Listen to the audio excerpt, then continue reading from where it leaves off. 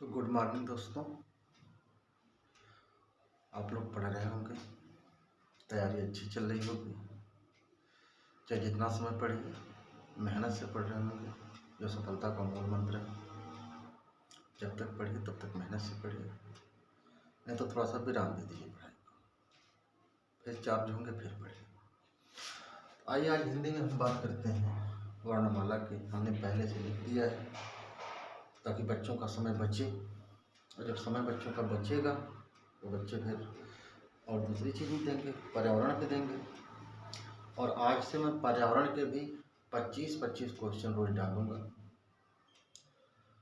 जो आप लोगों के लिए बहुत फायदेमंद रहेगा। वो 30 क्वेश्चन में से कम 20 क्वेश्चन फंसा देगा। आप उसको करके आएंगे। तो पहले वर्णमाला देख लिया जाए। हमने पहले से लिख दिया है ताकि आप लोगों का समय कम बचे। वर्णमाला, वर्णमाला क्या होता है? ठीक है, वर्णों के व्यवस्थित समूह को, ध्वनि क्या होती है? मुंह से निकलने वाली ध्वनि जो होती है वर्णमाला, वर्ण होता है। और उसी वर्णों का जब व्यवस्थित समूह बनाया जाता है उसी को वर्णमाला कहा गया है। कैसा समूह? वर्णों का व्यवस्थित समूह ही वर्णमाला है। वर्णमाला में दो चीजें होती हैं, स्वर और व्यंजन। तो मुंह से निकलने वाली ध्वनियों को वर्ण कहते हैं। वर्ण में दो चीजें हो गई, स्वर और व्यंजन। अब स्वर क्या होता है? ऐसी ध्वनियां जो बिना किसी दूसरे ध्वनि की सहायता से बोली जाए, बिना उसकी सहायता से बोली जाए, वो स्वर होता है। जैसे अ, आ, ई, ये जितने हैं, इसमें किसी दूसरे स्वर की सहायता नहीं ली जाती है, इसीलिए इनको कहा जाता है कि ये स्वर हैं कि बिना दूसरे की सहायता से बोले जाते हैं। अब व्यंजन वो होता है जो बिना स्वर की सहायता से बोला ही नहीं जा सकता। व्यंजन को बोलना है तो स्वर की सहायता लेनी ही पड़ेगी। जैसे आपका क हुआ, ये क है तो आपका इसमें क है धन अ है, इसमें स्वर जुड़ा हुआ है। इसी प्रकार सारे व्यंजन में स्वर जुड़ा रहता है। स्वर की सहायता से बोले जाने वाली ध्वनियों को क्या कहते हैं? व्यंजन कहते हैं। स्वर देखिए 13 होते हैं, मूल रूप से 10 होते हैं। अ, आ, ई, उ, री, ए, ऐ, ओ, अंग और अ। अंग को कहते हैं अनुस्वार, जो नाक में बोला जाए। अंग जो नाक में बोलते हैं उसको क्या कहते हैं? अनुस्वार। आ क्या हो गया? विसर्ग, जिसके लास्ट में दो बिंदी रहती है वो हो जाता है विसर्ग। पहचान बता रहा हूं सबसे अच्छी, ठीक है। अब स्वर में भी देखिए, उच्चारण की दृष्टि से तो 2 है, 10 है, लेकिन लिखने की दृष्टि से कितने हैं? 13। ये कभी कभी आता है कि उच्चारण की दृष्टि से स्वरों की संख्या कितनी है, तो 10 है। इसमें री, अंग और अ नहीं है। री, अंग और अ ये नहीं, तो उच्चारण की दृष्टि से 10 है। जैसे अ, अब आप कहेंगे कैसे सर? उच्चारण की दृष्टि से 10 है और लिखने की दृष्टि से 13 है।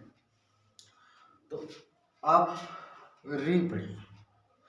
री जब भी आप पढ़ते हैं तो आपको लगता है ई उसमें आता है।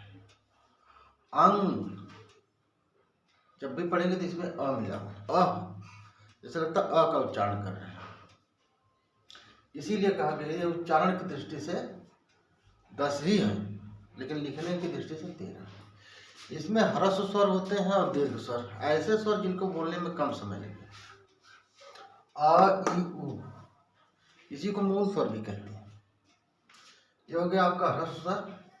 और उसके बाद ये आ, ई, उ, री, ए, ऐ, ओ, अंग जितने भी हैं सब दीर्घ हैं, क्योंकि उसमें 2 स्वरों का मेल है,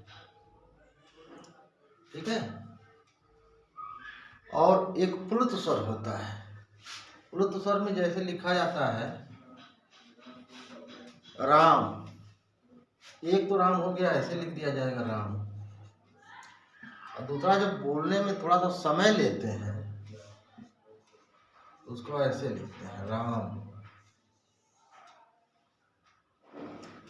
तो ये प्लुत स्वर है जिसको बोलने में बहुत समय लिया जाए, ठीक है।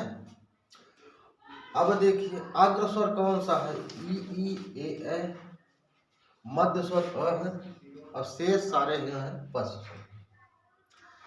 ई और ए वर्ग जो है, ई और ई, ए और ऐ, ये है अग्र स्वर, अ है आपका मध्य स्वर, और शेष क्या है पश्च स्वर है। इसका काम हो गया इतना।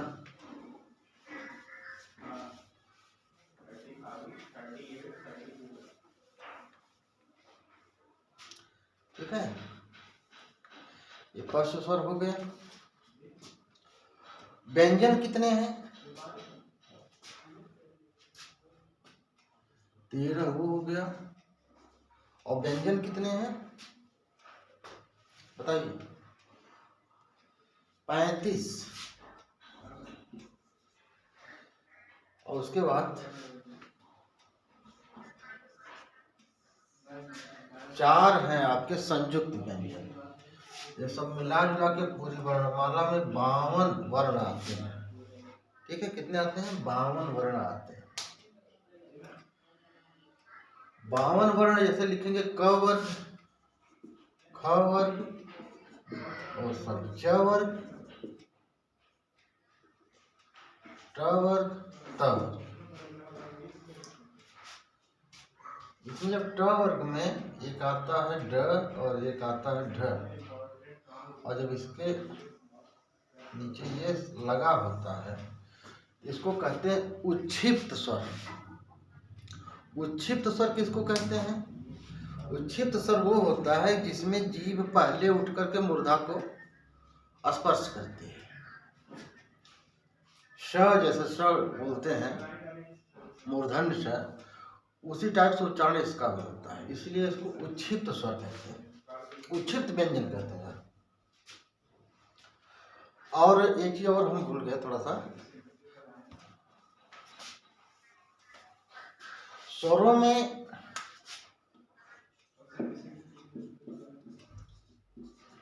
कंठोष्ठ और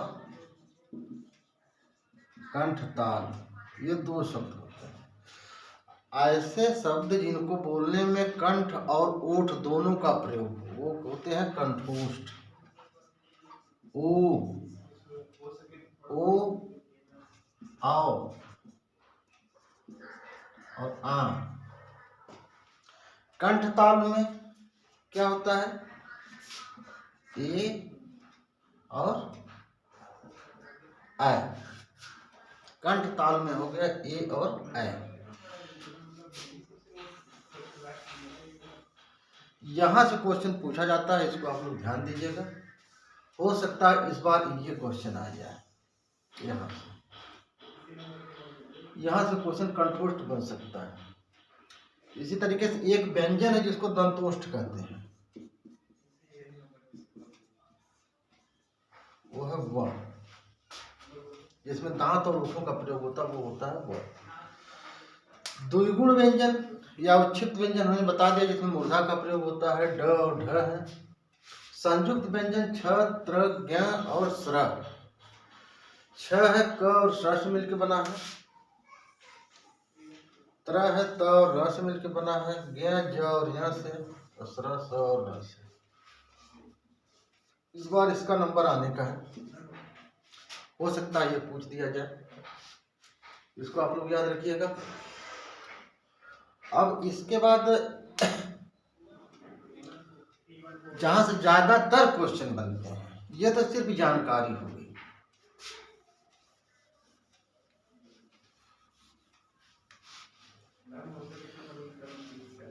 ये क्या हो गई, सिर्फ जानकारी हो गई, आउटलाइन हो गई।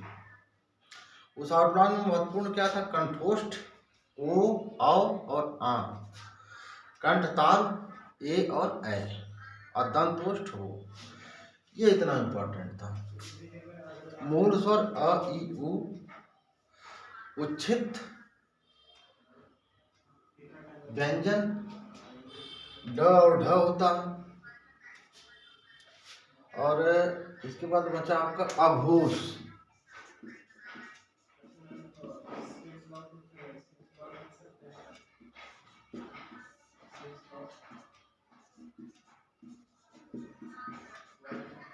सघोष। अघोष और सघोष मतलब जिसको बोलने में कम समय लगे वो क्या है? अघोष है। जिसको बोलने में कम समय लगे, जैसे घोषणा करना, घोषणा बड़ी होती है छोटी होती है। अघोष में क्या लगता है? कम समय लगता है। और सघोष में ज्यादा समय लगता है। जैसे किसी वर्ग का पहला और दूसरा, जैसे क ख हो गया, च छ हो गया, ट ठ हो गया, त थ हो गया। पहला और दूसरा हो गया आपका अघोष। और तीसरा, चौथा और पांचवा, जैसे ग घ अंग, ज झ इया, ड ढ अड़, द ध न, ये हो गए आपके सघोष। इसमें आपको रटना सिर्फ इतना है, अघोष में पहला और दूसरा है और सघोष में तीसरा, चौथा, पांचवा है। इसी प्रकार ये तो हो गया घोषत्व समय के आधार पर। लेकिन मुंह से बोलते समय हवा निकलती है, तो हवा किसी शब्द को बोलने में, किसी वर्ण को बोलने में ज्यादा निकलती है, किसी वर्ण को बोलने में कम निकलती है। आप लोग बचपन की बात याद करिए, अपने जब पढ़ाया गया शुरू में आपको क ख ग घ अङ, तो दूसरे और चौथे शब्द पे ज्यादा जोर दिया जाता था, क्योंकि उसमें ज्यादा हवा निकलती है।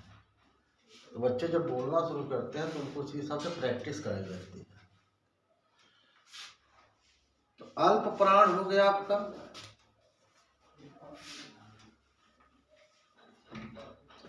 अब देखिए, इसको कहते हैं प्राणत्व के आधार पे, कभी कभी पूछ दिया जाता है। प्राण मतलब क्या होता है? सामान्य तौर पे लिया जाता है कि लोग कहते हैं कि मर के हवा निकल गई, मतलब आदमी डेथ हो गई। तो प्राण का मतलब हो गया हवा। जिस शब्द को बोलने में हवा अधिक निकलती है और किसी शब्द को बोलने में हवा कम निकलती है। अल्प प्राण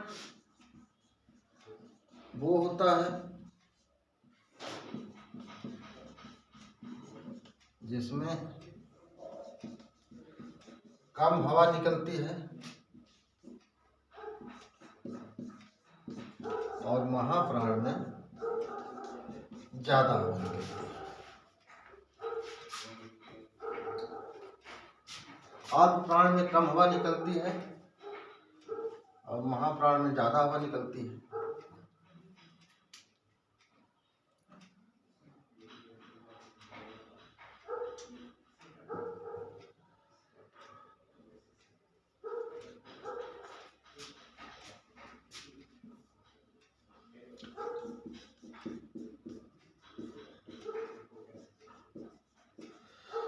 अल्प प्राण किसी भी वर्ग का, जैसे क वर्ग हो, च वर्ग हो, ट वर्ग हो, ट वर्ग हो, कोई भी वर्ग हो, उसका पहला और तीसरा शब्द बोलने में कम हवा लगती है।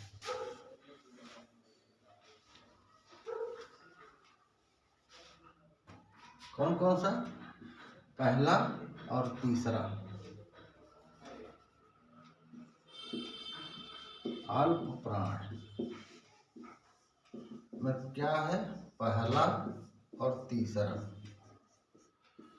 जैसे इसमें है क और ग, च और ज। कोई भी वर्ग का पहला और तीसरा होता है अल्प प्राण, 1 और 3। और महाप्राण होता है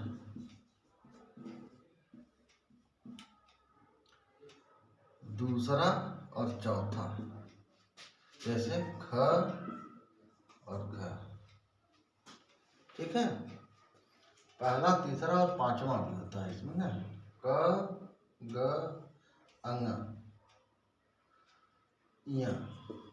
1, 3, 5 अल्प प्राण में है और महाप्राण में है ख और घ 2 और 4। ठीक है, इतना ही होता है। जैसे कभी कभी सवाल आ जाता है कि भाषा की सबसे छोटी इकाई क्या है? स्वर है, वर्ण है, व्यंजन है, शब्द है, इस टाइप से आ जाते हैं। तो सबसे पहली इकाई क्या है भाषा की? मूल इकाई, सबसे छोटी इकाई वर्ण है। सबसे छोटी इकाई क्या है? वर्ण है। उसमें आप स्वर नहीं कहेंगे, स्वर स्वतंत्र बोले जाते हैं और व्यंजन स्वर की सहायता से बोले जाते हैं। स्वर स्वतंत्र होते हैं, वो अपनी किसी की सहायता नहीं लेते बोलने के लिए। ठीक है, हिंदी वर्णमाला में व्यंजनों की संख्या कितनी है? व्यंजन की संख्या कितनी है? 35 होती है, लेकिन इसमें ये ड और ये ढ ये उच्छिष्ट हैं, इनको निकाल दिया जाता है तो हो जाती है 33। ये भी सवाल कभी कभी पूछा जाता है। अब देखिए सवाल कहाँ से पूछे जाते हैं आप में। समय कम है इसलिए मैं बता रहा हूँ कि सिर्फ उतना ही जो इम्पोर्टेंट है। अभी शेष परीक्षा हो जाएगी, तभी लेखपाल की परीक्षा है, वीडियो की है, सब डिटेल बताऊंगा। इसमें देखिए जो सवाल जहाँ से आते हैं,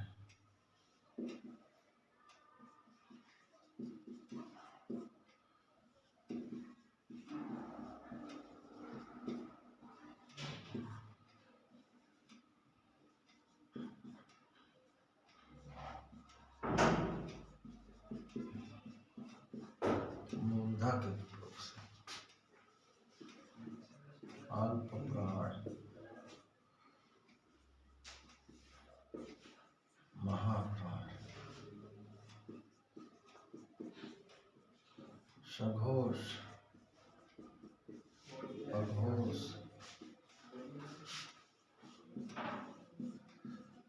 उच्छिष्ट, यहीं से सवाल आते हैं। कहाँ से? यहीं से सवाल आते हैं। अब कंठ और ओठ में क्या है उसको दोहरा लीजिए एक बार। ओ, आओ और आ। दंतोष्ठ में क्या है बताइए? एक ही शब्द है दंतोष्ठ में, वह। कभी कभी पूछा जाता अर्ध स्वर किसे कहते हैं? य और वह अर्ध स्वर। ठीक है, कंठ दंतोष्ठ, एक होता है कंठ ताल। कंठ और ताल के प्रयोग से होता है ए और ऐ। उच्छिष्ट में क्या है? ड और ढ। अल्प प्राण क्या हो गया? प्राणत्व के आधार पे हवा जिसमें कम लगती है, 1, 3, 5। महाप्राण में 2 और 4। सघोष और अघोष में क्या हो गया? सघोष में क्या हो जाएगा? 3, 4, 5 और अघोष में 1 और 2। उदाहरण इसका लिख लीजिए। क ग अंग, ख और घ। इसमें है ग घ अंग और इसमें है क और ख।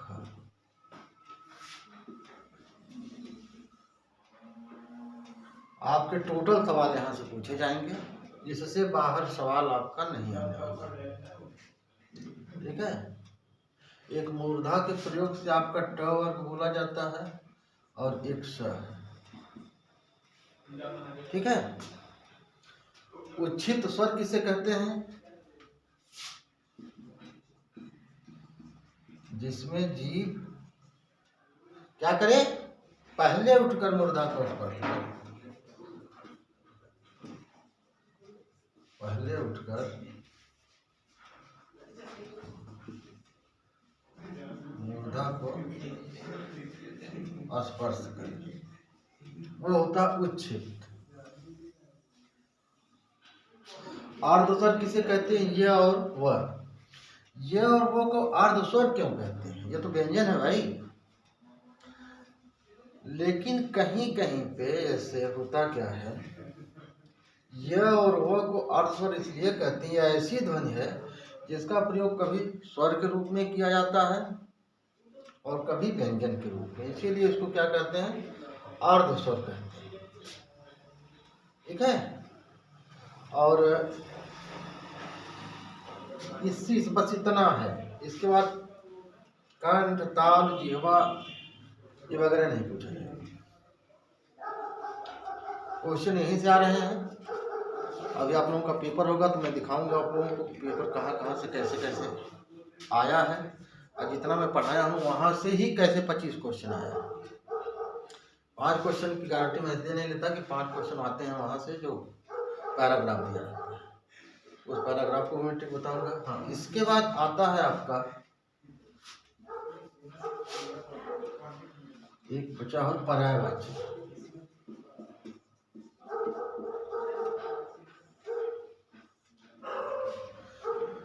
तो दोस्तों पर्यायवाची बहुत बड़ी है, सारी किताबों में दिया हुआ है, कोचिंग में पढ़ाया है, नोट्स बनाया जाता है। लेकिन मैं आपको 20 शब्द दूंगा, उस 20 शब्द की पर्यायवाची आप देख लीजिएगा, और उस 20 शब्द की पर्यायवाची को रटने की जरूरत नहीं। अभी से ये मैं शाम को दूंगा, उसको लिख करके कहीं रख लीजिएगा या उसका स्क्रीनशॉट ले लीजिएगा, जो लिखा रहूँगा उसको एक बार देखते रहिए। 2 दिन में 2 बार देख लीजिए, परीक्षा के दिन तक जो भी आएगा वहीं से ही आएगा। अगर वहां से नहीं आया, सपोज करिए, तो एक पर्यायवाची पूछ देगा, उसमें 4 ऑप्शन रहेंगे।